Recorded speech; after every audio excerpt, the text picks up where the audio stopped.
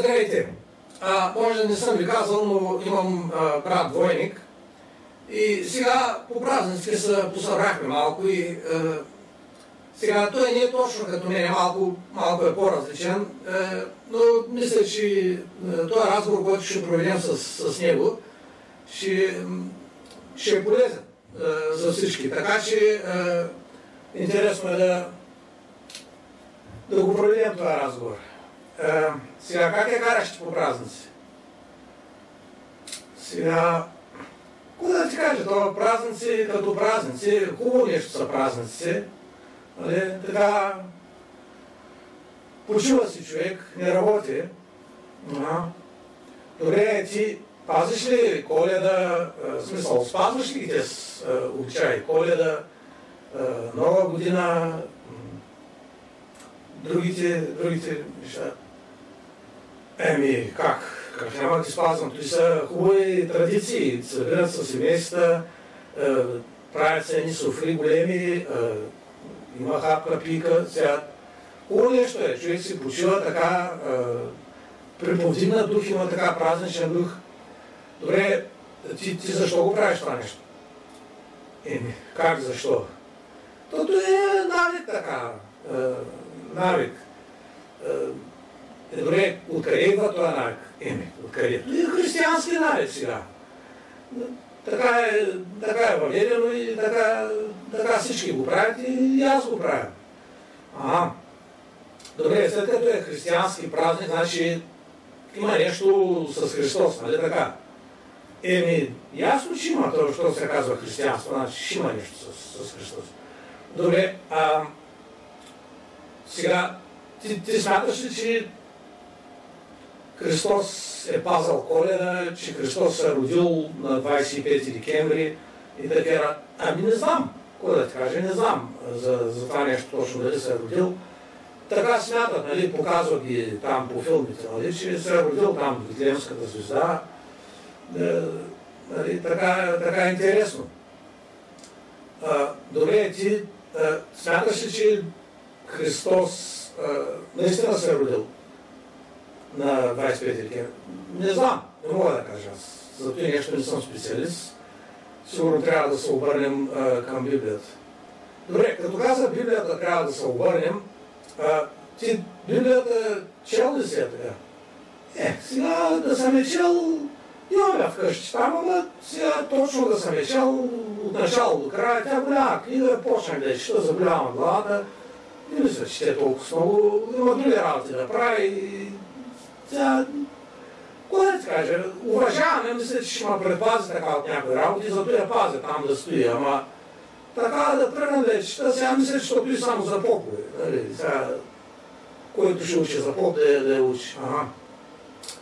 Добре, ти знаеш как е написана Библията и сега точно изглежда Бог е дал на хората.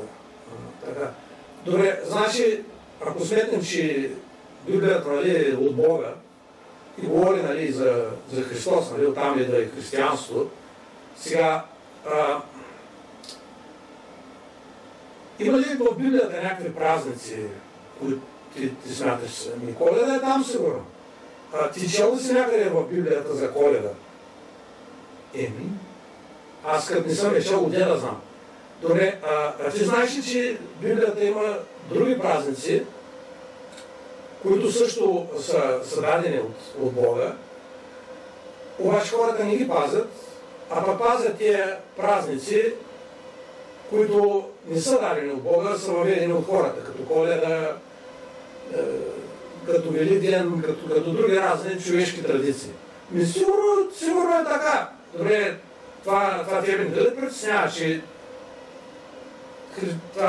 Коледа се прави, нали, в името на Бога, нали, в името на Христос, а пък Библията въобще не се споменава това нещо и няма такива празници, а пък празниците, които се споменават в Библията, те не се спазват.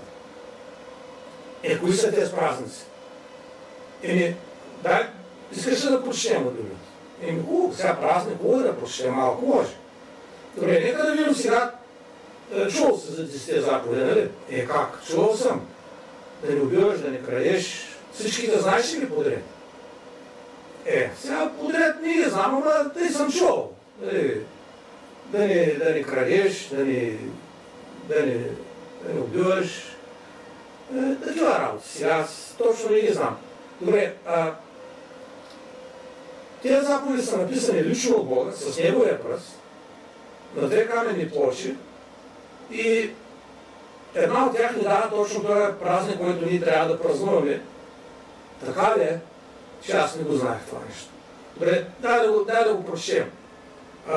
Значи, това е 4-та заповед. Помни съботния ден да го освещаваш.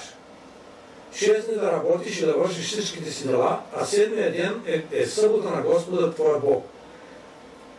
Да не правиш в него никое дело, ни ти, ни син ти, ни дъщеря ти, ни слуга ти, ни слугинята ти, нито добитъкът ти, нито чужденецът ти, който е отвътре вратата ти.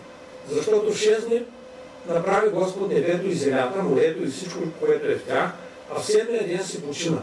Затова благослови Господ съботния ден и освети го. Чакай, тук пише събота. Не е ли неделя? Прочети го ти, ако искаш. Да ти дам да прочеш. Е хубаво, щом да пише събота, защото тогава всички се почиват в неделя. Защото е станало традиция, която е сменила библейския празник. Добре, не дали притесняваш, че хората не пазят това, което Бог казва, а пък пазят това, което Бог не казва, което човека казва, и това се прави в името на Бога. Тъй като макар да се замислям сега, особено по празници, много не съм мислема, едно ще кажа. Това е за евреите. Христос не го е пазал. Сега, сигурен ли си в това нещо, че Христос не го е пазал? Сигурен съм, това е за евреите. Добре, ако ти покажа, примерно, че Христос е пазал съботата и е празнувал съботата, покажи, я да ви. Добре, ще прочетем в Евангелието от Лука и там 4 глава, 16 стих. И значи той отива в Назарет. Знаеш, че Христос е роден в Вифлеем, обаче е отгледан в Назарет, където беше отхранен и влезе по обичая си в съборището в съботен ден и стана да чете. Значи това е съборището църквата, тяхната църква тогава, и стана да чете в съборището. Значи това му е било по обичая си, се казва. Разбираш, той го е пазал това нещо. Добре, разбираш ли, че Христос го е пазал? Това е интересно. Това е интересно, което казваш. Добре, кой е сменил съботата в неделята? А това става по-късно с декрет на император Константин, защото съботния ден се е пазал от християните, обаче в Римската империя са пазили неделния ден. Той още на английски и на немски, Зонтаг на немски, Sunday на английски е Деня на Слънцето. И затова той смесва двете религии, Константин, и прави една нова религия, която е смесица между езичество и християнство. Вече няма Марс, Бог на войната, има Свети Георги. Няма вече Зевс, дето хвърля молни, има Свети Илия, гръмовержец. И няма събота, променя се в неделя. Тогава става. Това е много интересно, не го знаех. Също така, интересно мисля, че ще да знаеш, ако прочетем какво ще бъде в новата земя, т.е. в рая, може да прочетем в Исаия, 66 глава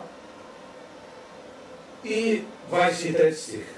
И от новомесечие до новомесечие, от събота до събота ще дохожда всяка плът да се кланя пред мене. Значи в рая ще се пази.